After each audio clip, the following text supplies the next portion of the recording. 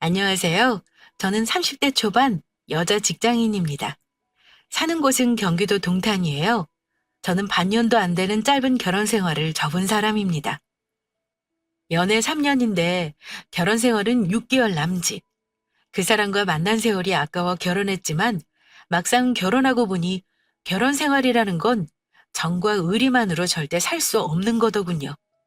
구독자분들 혹시 결혼 전과 결혼 후가 달라 이혼한 사연들 많이 들어보셨을 겁니다. 제 전 남편이 그랬어요.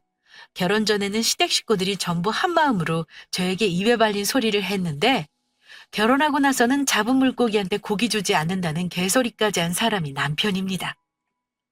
아마 신혼여행에서 돌아오자마자 깨진 부부 사연 빼고는 제 사연 역시 초스피드 이혼 사연 중에 하나이지 않을까 싶습니다. 결혼해서 잘 살고 싶지 않은 사람이 누가 있겠어요? 저도 결혼할 때는 행복한 미래에 대한 기대로 설레는 마음이 더 많았습니다. 하지만 남편과 시모가 돈 때문에 저에 대해 음흉한 속내를 가지고 있었다는 거 알고서는 모든 신뢰가 깨져버렸습니다. 저는 함께 해온 날도 중요하지만 앞으로 남아있는 인생이 더 중요했기에 망설이지 않고 결혼 생활 접어버렸어요. 벌써 2년이 지난 얘기긴 합니다만 아직도 결혼에 대한 생각은 부정적입니다. 그래서인지 새로운 사람을 만나거나 결혼을 할 생각은 없습니다. 헤어지고 나서 몇 달간 전 남편에게 시달렸던 적이 있는데요. 그 사람이 저한테 했던 말 중 가장 어처구니 없는 말이 뭐였는 줄 아세요? 결혼하면 부부는 한 몸이라 그랬어. 나는 너한테 내 모든 걸 다 내줬고 알려줬는데 네가 이렇게 계산적인 사람인 줄은 몰랐다. 그깟 돈 좀 우리 엄마 도와준 게 결혼 끝날 만큼 큰일이야? 네가 혼인신고 안 한 이유가 있구나. 끝까지 재고 따지느라 여차하면 발 빼려고 그랬던 거네? 음흉한 건 내가 아니라 너야. 그 말 들으니까 내가 혼인신고 빨리 안 한 게 신의 한 수였다 싶다. 결혼 전부터 내 집도 탐낸 거 다 이유가 있었다고 생각하니까 진짜 정 떨어져. 이제와 이런 말 할 것도 없어. 다시는 나한테 연락하지 마. 그 사람은 짧은 혼인 기간을 정리하면서 처음에는 매달리더니 나중에는 오히려 혼인 파탄의 원인이 계산적인 저에게 있다며 물타기를 하기까지 했습니다. 연애하는 동안 왜 저런 속내를 몰랐을까 후회되지만 어쩌겠어요? 잘못된 선택한 건 저니까 제가 감수하고 돌려놓을 수밖에요. 일단 저에 대해 간단히 말씀드려 볼게요. 결혼했을 때 저는 20대 후반이었고 전 남편은 저보다 4살 많은 직장인이었습니다. 제법 알아주는 앱 개발자로 꽤 큰 회사에서 근무하고 있었고 연봉이라든가 전망도 참 괜찮았어요. 사람만 보면 그다지 나무랄 데가 없었죠. 학교도 인서울 공대 나왔고 우리는 객관적으로 남들 보기에 앞날이 창창한 커플이었어요. 저는 4년제 졸업 후 증권회사 입사 2년 차였고요. 저희 집은 부모님께서 개인 사업을 하며 저희 지역에서 꽤나 이름 알아주는 일을 하고 계십니다. 가족 사업으로 제 남동생도 부모님 밑에서 함께 일을 배우고 나중에 물려받을 준비를 하고 있습니다. 물론 저는 사업할 능력이 없어서 애당초 포기했지만요. 또 저희 부모님 중 아버지 쪽 집안이 예전부터 잘 사시는 집안입니다. 하지만 그 사람 집안은 저와는 차이가 많이 나는 상황이었어요. 일단 그 사람과 결혼 전 집안 형편이 어땠냐면요. 그 사람 부모님은 계시지만 예비 시부 사업 실패로 하필 노후를 준비해야 하는 이때 사정이 좋지 않았습니다. 다행히 남자친구는 동생과 대학 공부는 다 마치고 각자 밥벌이를 하고 있어서 그나마 다행인 상황이었고요. 하지만 빚이라는 게 참 무섭다고 하잖아요. 아무리 돈을 많이 벌어 갚아나가도 벗어나는 게 힘들다는 말이 많이 했습니다.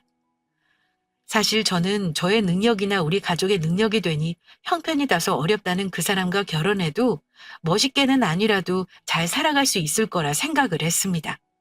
남자친구가 삶을 살아가는데 노력도 없고 열심히 하고자 하는 마인드가 보이지 않는다면 당연히 이 사람은 아니겠다 하는 생각이 더 컸겠죠. 그런데 현재 본인에게 닥친 삶은 열심히 해결하고자 하며 발전하려는 모습이 좋아 보였습니다. 남자친구 어머님은 결혼 전에 저를 보실 때면 결혼은 언제 할 거냐며 자주 물어보셨어요. 압박이라기보다는 혹여 자기 아들하고 결혼 안 한다는 말을 할까 봐 불안해하셨던 것 같습니다. 그러면서 하셨던 말씀이 있는데요. 나중에 저희가 결혼을 하면 경제적 형편이 안 되다 보니 집은 못 해준다고 미리 얘기하시기도 했어요. 남자친구와 구체적으로 결혼 말 나왔을 때 가족들이 모여 식사를 한 적이 있었는데요.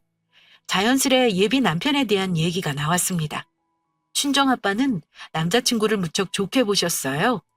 둘 다 술도 좋아하고 등산도 좋아하고 남자친구가 아빠에게 참 잘 맞추는 사람입니다. 한마디로 어른들 비위를 굉장히 잘 맞춰요. 그래서 아빠는 결혼에 부정적인 생각이 없으셨는데 엄마가 이런 말을 하셨습니다. 혜진아, 네가 그동안 만나온 시간이 있으니까 엄마는 지켜봤는데 그래도 이건 알아둬야지 싶어.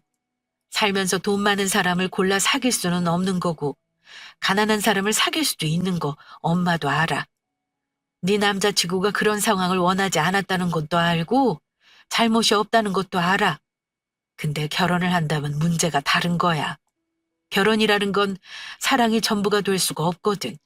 나중에 네가 불행한 삶이 될 수도 있어. 엄마, 그런 진부한 말은 뭐하러 해?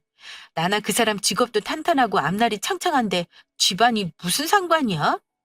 걱정 마, 엄마. 상현 오빠 연봉이 1억이야. 나보다 많이 벌고 둘이 벌면 부모님 용돈도 드리고도 저축할 돈이 나만 돌아. 친정에 손 안 벌리고도 둘이 잘할 수 있어. 그 사람 집이 돈이 없다고 해서 내 결혼 생활이 궁핍한 건 아니잖아. 니들 둘이 잘해도 주변 상황이 안 그런 경우가 많아 이거사. 지금은 엄마 말이 안 와닿지? 꼭 매를 맞아야 아픈 줄 아는 줄 아니? 어른이 하는 말 잘 새겨듣는 것도 좋아. 다른 사람도 아니고 엄마가 하는 말이잖아. 이런 말 하는 거 속물로 생각할 수 있겠지만 여유 있는 사람만 만나야 싸울 일이 없어. 그래야 뭐가 됐든 행복한 거다 너. 엄마가 하는 말이 틀린 말은 아니라는 거 잘 압니다. 현실적인 부분을 생각해 봐야 한다는 거 솔직히 저도 잘 알아요. 저도 생각이 없는 건 아니었습니다. 엄마가 그렇게 말씀하시니까 남자친구를 많이 좋게 보시던 아빠도 이러시더라고요. 엄마가 하는 말이 틀린 말은 아니야. 네가 남자친구를 너무 좋아하니까 사실 아빠도 그런 말을 직접적으로 하지는 못했는데 어쨌건 엄마 말이 현실적이고 틀린 건 없다. 저도 부모님 말씀 틀린 말이라 생각 안 하는 게요. 아빠 집안이 부유하기도 하고 엄마도 나름 부족함 없이 잘하신 분이라 어쩌면 그 말이 당연할 수도 있습니다. 또 어른 말은 나중 가서 보면 틀린 적은 없잖아요. 저도 사실 말로는 남자친구 편들고 결혼해도 문제없다고 당당하게 말하면서도 인터넷으로 결혼한 사람들 사연 많이 찾아보긴 했습니다. 차이 나는 집안 결혼, 가난한 시댁과의 결혼 등등 검색해보니 다들 반대하는 글이 많더군요. 그때 곰곰이 생각한 게 딱 한 가지 있었습니다. 그렇다면 과연 나는 이 사람과 헤어지는 게 맞는 걸까? 모든 선택은 양날의 검과 같은 면이 있는 거죠. 다만 그때는 남자친구가 나를 너무나 행복하게 만들어준다는 생각이 컸어요. 만약 헤어지더라도 다른 애인이야 만들 수 있겠지만 지금까지 이렇게 잘 맞는 사람 만나기는 정말 힘들 것 같다는 생각 때문에 헤어짐을 참아 선택하지 못했습니다. 엄마 말이 딱 맞아요. 꼭 매를 맞아봐야 아픈지 아냐고 하셨는데 피해갈 수 있었음에도 제가 매 맞는 걸 선택한 거니 누굴 원망할 수도 없었습니다. 어쨌든 잘 생각해보라는 엄마 만류에도 저는 결혼을 선택했습니다. 자식 이기는 부모 없다잖아요. 저희 부모님이 극렬하게 반대하신 건 아니었지만 그래도 하나 있는 딸 좋은 집안에 시집 보내고 싶은 욕심은 있으셨을 겁니다. 하지만 제가 좋다고 하니까 저를 믿어주시고 결혼 허락하신 거고요. 그때는 저만 생각하느라 부모님 심정을 잘 헤아리지 못했는데 안 좋게 끝나고 나니 이제야 부모님이 이해가 갑니다. 어쨌든 결혼 전에 양가 상황은 이랬습니다. 저희 집에서는 살짝 반대 아닌 반대를 하신 거고 사실 남자 쪽에서는 저를 두 팔 벌려 환영했다고 해도 과언이 아니었어요. 원래 3년 만나면서 예비시댁을 자주 드나든 적은 없었지만 가끔 인사도 드렸고 명절 때마다 늘 선물은 챙겼었는데요. 항상 백화점에서 고가의 선물을 신경 써서 준비해 남자친구 편에 보냈었습니다. 남자친구에게 전해 듣기로는 어머님이 매우 좋아하셨다고 했고, 저나 우리 집안에 대해 구체적으로 물어보기도 하셨다고 해요. 아마 그때부터 저희 집안 사정에 대해 대충은 알고 계셨을 겁니다. 그래서인지 만날 때마다 언제 결혼할 건지 약간은 재촉하시기도 했고, 우리 집에서 남자친구를 마음에 들어 하는지 굉장히 궁금해 하셨습니다. 그러면서 예비 시모가 저한테 했던 말은 이랬어요. 요즘이 어떤 시대인데 예전처럼 며느리 시집살이 시키고 명절에 제사 지내니 뭐니 하면서 며느리 힘들게 하겠니? 우리 집은 안 그런다. 우리 아들이랑 결혼하면 적어도 시집 때문에 속 끓일 일은 없을 거니까 걱정하지 말어. 아마 대한민국에서 우리 집 같은 시대가 없을걸? 그래, 혜진아. 명절에는 각자 집에 가서 쉬고 우리 직장 쉬니까 여행 다니자. 너 친정 가서 푹 쉬다 와도 괜찮아. 우리 어머니도 명절에는 며느리 힘들게 안 하실 거라고 나랑 약속하셨어. 그 말 들으면서 저는, 아, 그래도 이 사람 집은 다른 시댁하고는 사고방식이 다르구나. 적어도 시댁에서 오라가라 하는 문제로 속 썩을 일은 없겠다. 이렇게 생각했습니다. 그리고 둘이 정식으로 결혼하겠다고 정식으로 인사하러 갔을 때 시어머니를 비롯해 시동생과 시아버지도 굉장히 반기는 분위기였습니다. 물론 남자친구 집에 갔을 때 내가 생각했던 것보다 살림이 더 단출해 보여 놀라긴 했습니다. 그때 엄마가 했던 말이 머리를 스치더라고요. 그런데 집을 둘러보던 제 마음을 눈치채기라도 한 것처럼 시어머니가 이런 말씀을 하셨습니다. 우리 사는 게 형편없어 보여 걱정이니? 너무 걱정하지 말어. 우리는 니들한테 기대서 살 생각 없다. 물론 용돈 안 받겠다는 말은 못해. 너 보다시피 조금 힘든 상황이긴 하다만 네 아버지나 나나 아직 조금씩 벌고 있으니까 너무 부담 가지지 말어. 너희 결혼하면 우리도 이 빌라 벗어나서 아파트로 이사할 생각이야. 우리 살 궁리하느라 너희 많이 못 도와주는 게 미안하다만 그렇다고 우리가 걸림돌이 되기는 싫구나. 결혼하면 너희 부부가 우선 아니겠냐? 그랬더니 시아버지도 그러셨습니다. 그래, 우리 때문에 혹시 결혼 망설이는 거라면 절대 그러지 않아도 된다. 다만 집을 해줄 수가 없는 건 좀 이해해다오. 너희 부모님은 이런 사정 다 알고 계시지? 우리 아들 사이로 데려가면 너희 부모님은 아들 하나 더 얻는 거다 생각하시면 될 거다. 우리도 너를 딸처럼 귀하게 생각할 거니까 이런저런 거 따지지 말고 너희 둘만 생각해라. 저는 부모님의 단호한 말씀 듣고 결혼을 확실히 마음먹었습니다. 남자친구 집 사정이야 친정에서도 잘 알고 있었고 집은 저희 부모님이 이미 제 앞으로 해주시겠다고 세놓고 있던 아파트 세입자를 내보내기로 한 상황이었어요. 평수도 작지 않았고 38평짜리 신혼부부가 살기에는 다소 넓은 집이기도 했습니다. 물론 남자친구에게도 그 사실을 미리 얘기했고요. 그때 남자친구가 표정 관리 못하고 엄청 좋아하긴 했습니다. 신난 기분을 감추지 못하고 이랬으니까요. 38평이면 방이 4개나 있는 거네? 둘이 살기에는 과분하게 넓네. 혹시 그 집에는 대출은 안 껴있는 거야? 처음 새 났을 때보다 많이 올라서 다 갚으신 걸로 알아.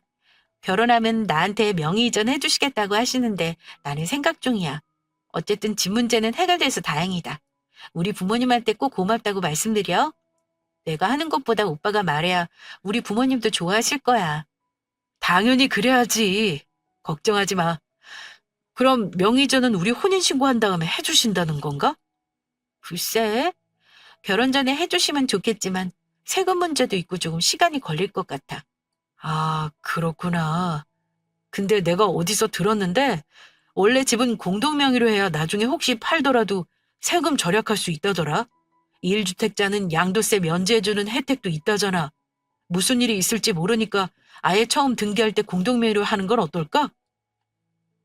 그런데 신나서 집 얘기를 하던 중에 그 사람이 은근슬쩍 저희 부모님의 해주는 집 명의를 공동명의로 하는 게 어떻겠냐며 말을 꺼낸 적이 있었습니다. 양도세가 면제된다는 둥 어쩌고 하면서요.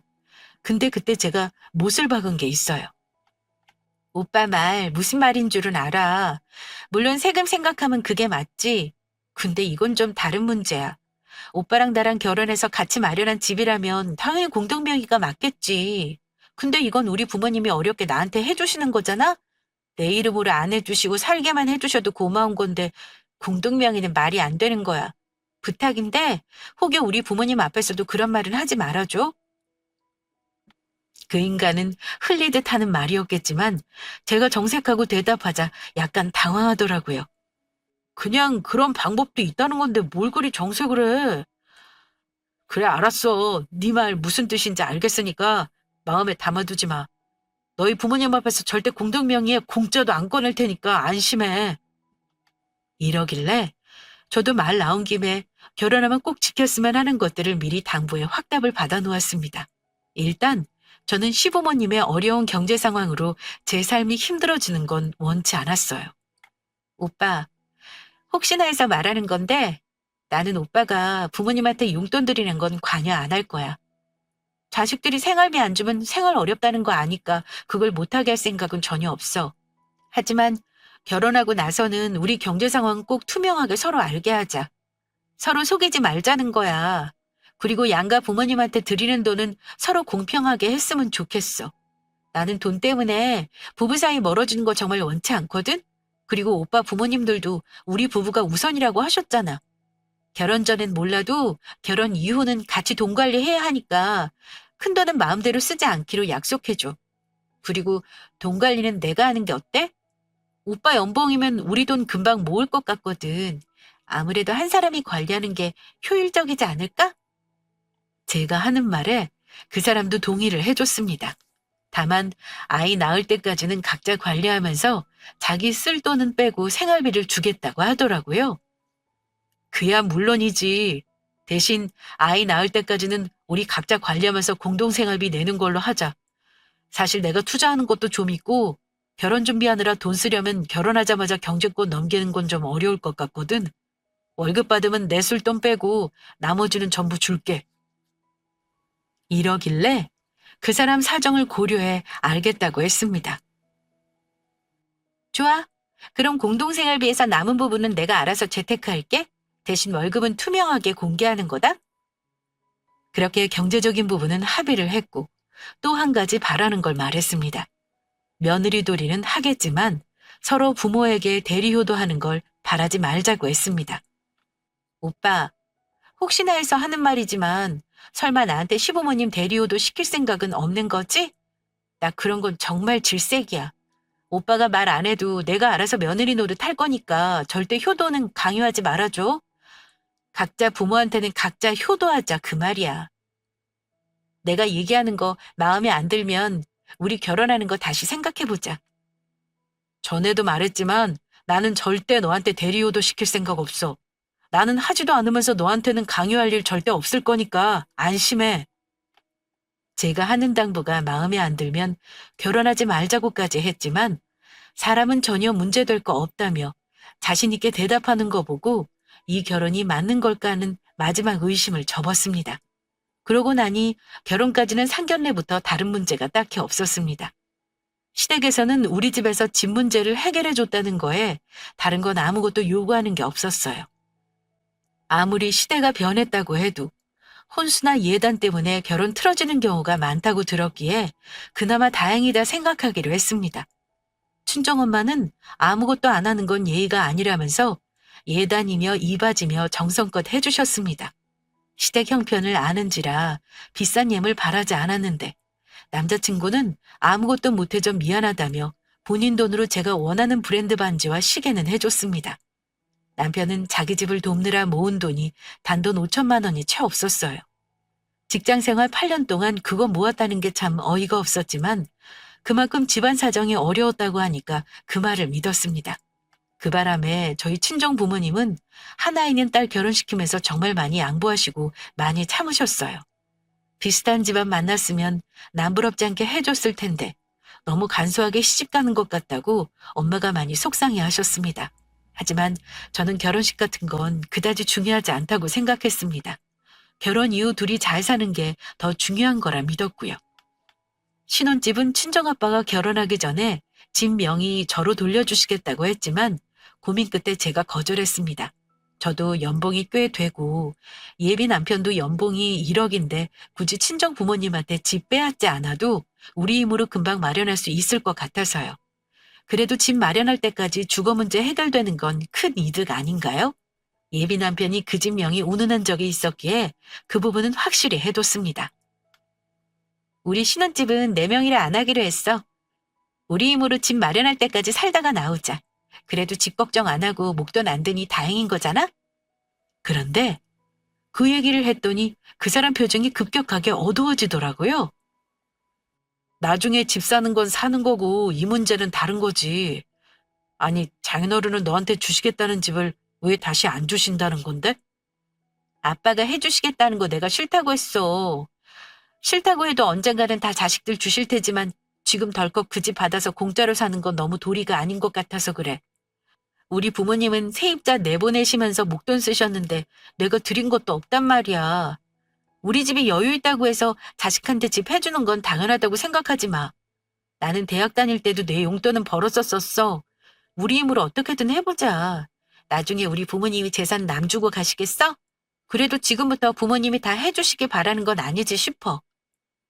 제가 부모님 집을 받지 않기로 한 속마음을 얘기했더니 그 사람도 수긍을 하긴 했습니다. 그래, 네 말대로 언젠가는 전부 자식들 주시겠지. 하지만 이런 이유라면 내가 대출 내서라도 보증금은 마련할 수 있는 거잖아. 그래도 나는 처음부터 우리 집 가지고 시작하면 좋겠는데.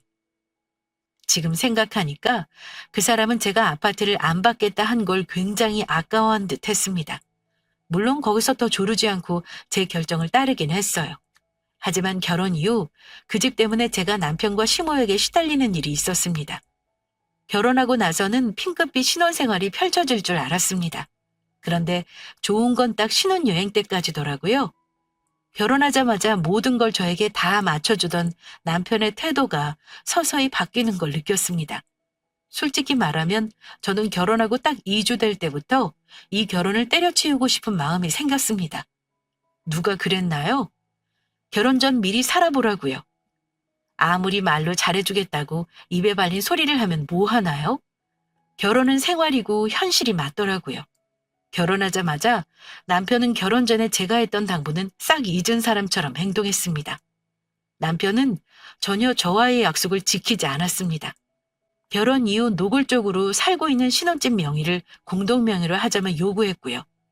특히 시어머니는 저를 만나면 은근히 집 문제로 압박을 하셨습니다.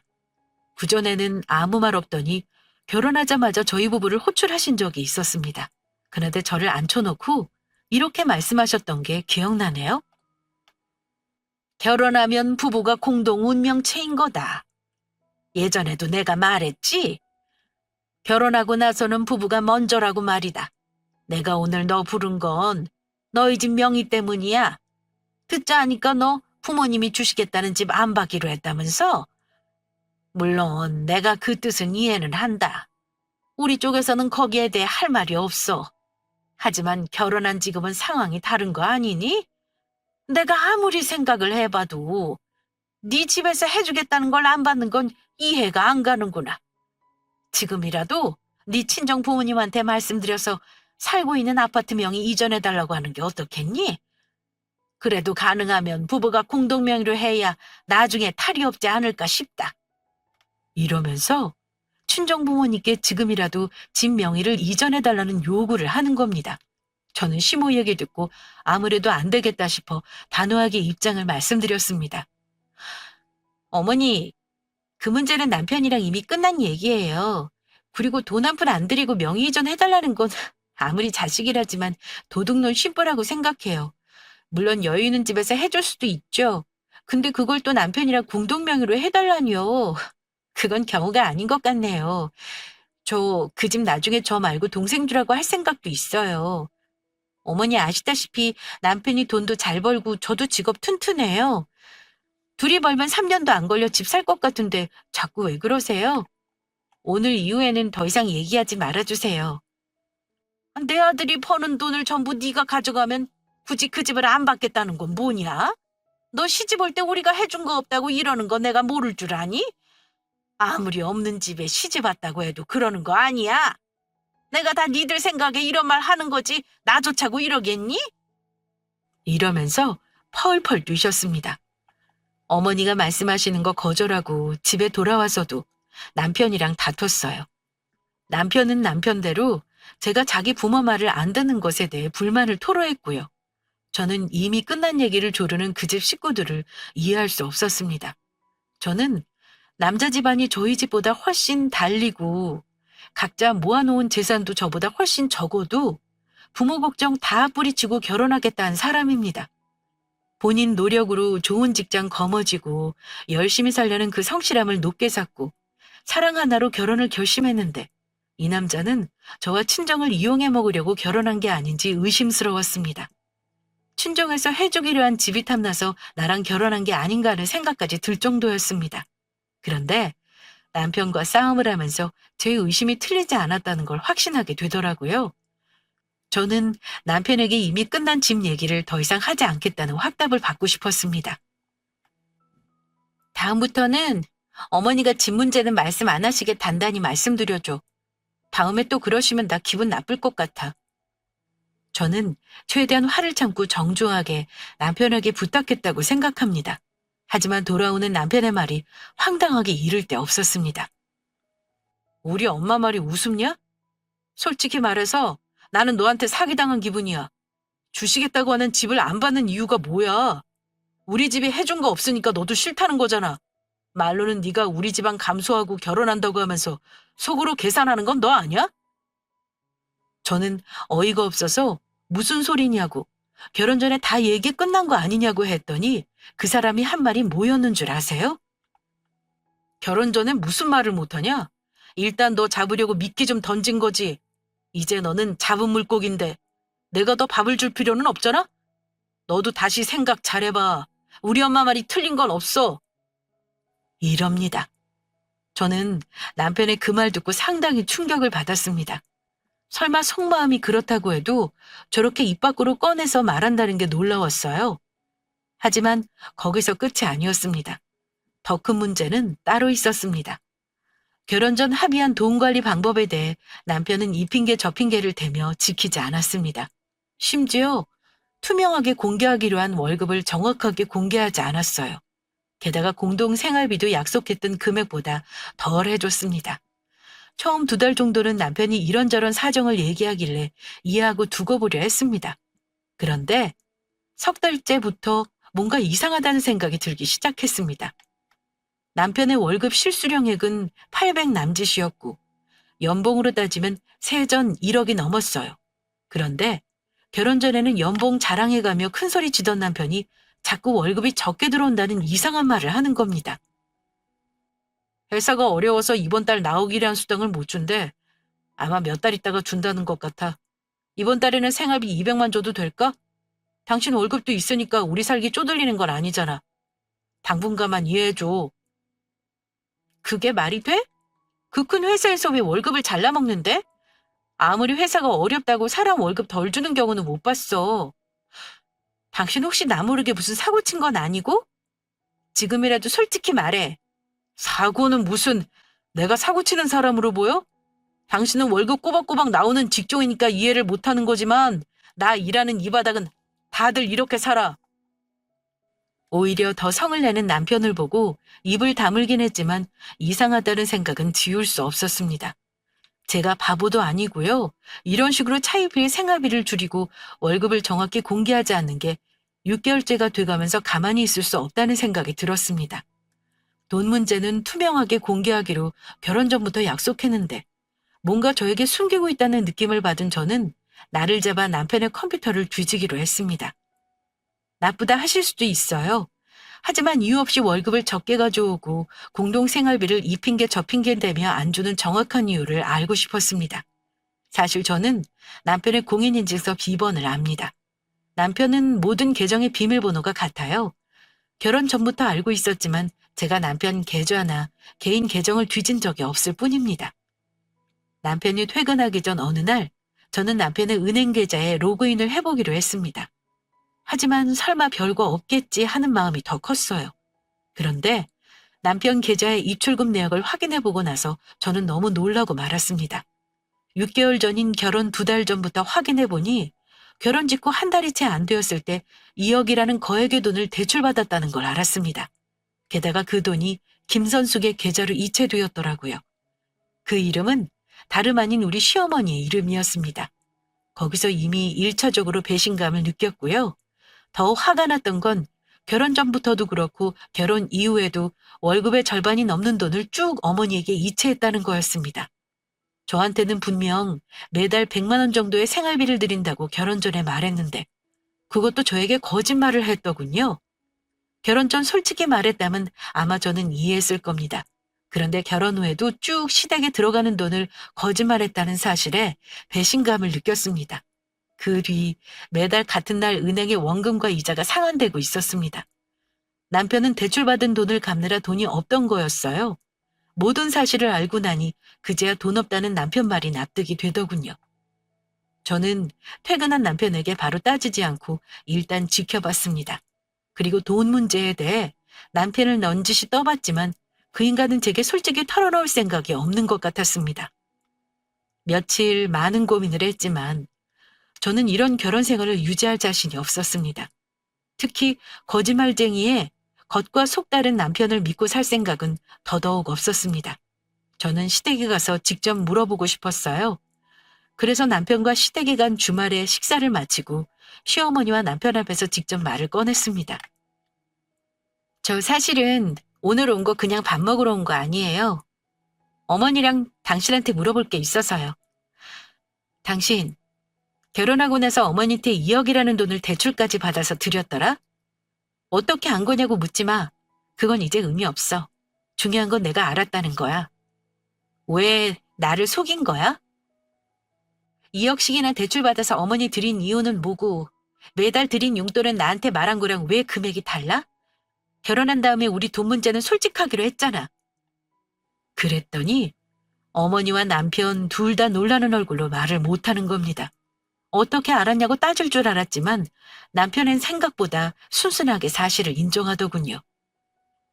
당신 그 말하려고 어머니 댁에 오자고 한 거야? 나중에 전부 말하려고 한 거야. 속일 생각은 없어. 근데 어쩌겠어. 어머니가 갑자기 쓸 곳이 있다고 하시잖아. 그 돈 아니면 이 집을 비워줘야 할 상황이라서 어쩔 수 없었다고. 아들인 내가 그걸 모른 척 할 수는 없잖아. 그러자 듣고 계시던 어머니도 한마디 하시더군요. 근데 내 아들이 대출받아서 부모를 돕겠다는 걸 왜 네가 기분 나빠하는 거냐? 네가 친정에서 집만 해왔어도 이런 일은 없었을 거야. 그랬으면 그 집 담보로 나 빌려줄 수도 있었던 거 아니냐? 네가 집 안 해오는 바람에 우리 아들이 생돈으로 대출까지 받아 나 도와준 거다. 그런 줄이나 알아. 어머니, 아무리 그래도 결혼 이후에 그런 큰 돈을 말도 없이 대출받는 게 상식적으로 맞다고 생각하세요? 부부 사이에 금전적인 거 속이면 이혼 사유라고요. 저한테 계속 친정에서 집 받아오라는 게 그런 이유가 있는 줄은 몰랐네요. 이제라도 어머니 그 시커먼 속을 알았으니까 다행이에요. 어쨌든 저는 이제 이 집에서 발 뺄게요. 저를 식구로 생각하지도 않고 이용하려고 한 거 다 알았는데 이 집 며느리 노릇 할 이유는 없죠. 상황이 점점 심각하게 흘러가자 남편이 그러더군요. 여보, 왜 그리 극단적이야? 이런 일로 결혼 생활 접기라도 하겠다는 거야? 너랑 나랑 벌면 그깟 2억이 아니라 3억도 금방 갚을 수 있어. 당신 생활비로만 살면 2년이면 다 갚을 수 있는 돈이야. 속인 건 미안하지만 결혼 접겠다는 소리 하지 마. 우리 둘이 벌어서 최대한 빨리 갚아보자. 어차피 다 밝혀졌으니 이판사판이라는 건지 더 뻔뻔하게 나오는 거 보고 할 말이 없었습니다. 자기 마음대로 빌려놓고 같이 갚자는 건 대체 무슨 심보인 건가요? 저는 이미 결혼에 대한 미련은 없었습니다. 남편이 저 몰래 2억이라는 돈을 대출받았다는 거 안 그 순간 결혼 접을 결심을 했으니까요. 그 돈을 왜 내가 버는 돈으로 갚아? 당신 혼자 갚아. 우리 지금 법적으로 부부 사이 아닌 건 알지? 혼인신고 안 했으니까 이혼이고 뭐고 할 거 없이 당신 짐 싸서 나가면 그만이야. 당신이랑 몇 달 살았으니 사실혼 관계는 맞는 건가? 내가 그걸로 법적 소송할 수 있는 거 다 해볼까? 나한테 손해배상 청구랑 위자료 청구 한번 해볼래? 그러기 싫으면 조용히 짐 싸서 나가. 제가 나가라는 말을 하니 시모와 남편은 난리가 났죠. 어머니는 주저앉아 가슴까지 치면서 피해자 연기를 하셨고 저를 나쁜 사람으로 만들었습니다. 남편은 제가 장난이 아니라는 걸 알고 당황했는지 내가 살림 산 거 어림잡아 1,000만 원이 넘어. 그건 어쩔 건데? 이러면서 찌질하게 나오더라고요. 난 필요 없으니까 싹 다 가져가. 딱 이틀 줄 테니까 그 안에 가져가라. 대신 결혼 준비할 때 쓴 내역 내가 전부 가지고 있거든? 그거 정확하게 반반 청구할 거니까 각오하고 있어라. 저는 마지막으로 그 인간에게 내 몫에 돌려받을 돈을 청구하겠다고 하고 돌아섰습니다. 그 뒤 남편은 당연하게도 저한테 사과도 했고 적반하적으로 화를 내기도 하는 어처구니 없는 모습을 보여줬습니다. 그래도 헤어지는 건 아닌 것 같다며 저한테 미안하다는 입에 발린 사과를 하더니 무슨 개소리를 한 줄 아세요? 나도 사과했으니까 너도 우리 엄마 상처 준 거 사과해. 지금이라도 어머니에게 사과하고 같이 살겠다면 받아줄게. 나도 잘못했지만 너도 잘한 거 없어. 우리가 돈을 못 버는 것도 아닌데 이런 걸로 부모님 가슴에 못 박아야겠냐? 이러길래 뭐? 사과? 지금 사과라고 했니? 그 말 들으니까 다시 한번 정신 차리게 되네. 당신은 내가 남편한테 말도 안 하고 친정에 2억 대출받아서 빌려준 다음 같이 갚자고 하면 어떨 것 같아? 나는 거짓말한 당신도 싫고 나한테 집 해오라면서 공동명의 하자 그랬던 것도 다 정 떨어지고 소름 끼쳐. 제발 입장 바꿔서 생각이란 걸 한번 해봐. 이게 내가 사과할 일인지. 돈 문제는 생각보다 부부 사이에 중요한 문제라는 거 아마 다들 아실 거예요. 중요한 돈 문제를 거짓말까지 하고 저를 속인 사람과는 미래를 함께할 생각은 없었습니다. 결국 그 인간과는 찌질할 정도로 정확하게 계산해서 각자의 짐과 돈을 나눴습니다. 서류상으로 묶인 게 없으니 번갯불에 콩 구워 먹듯이 관계 정리가 되더라고요. 결혼하고 바로 혼인신고 안 한 게 신의 한 수일 줄은 몰랐습니다. 결혼 1주년 때 신고하기로 한 게 제가 유일하게 잘한 짓이었네요. 남편과는 그렇게 2년 전 헤어지고 저는 아직 싱글로 살아 있습니다. 혹시 결혼하시는 분들 당장 좋다고 날름 혼인신고하지 마시고 갈등이 있다면 나중에 혼인신고하는 것도 고려하세요. 이혼하는 과정이 참 힘들다는 거 주위에서 많이 봤지만 저는 그 힘든 거 안 겪고 간단하게 정리한 거라 그 점은 좋네요. 물론 위자료니 뭐니 그런 건 포기했지만요. 그래도 빨리 결정한 게 앞으로 남은 삶을 위해 현명한 선택이었다고 생각합니다.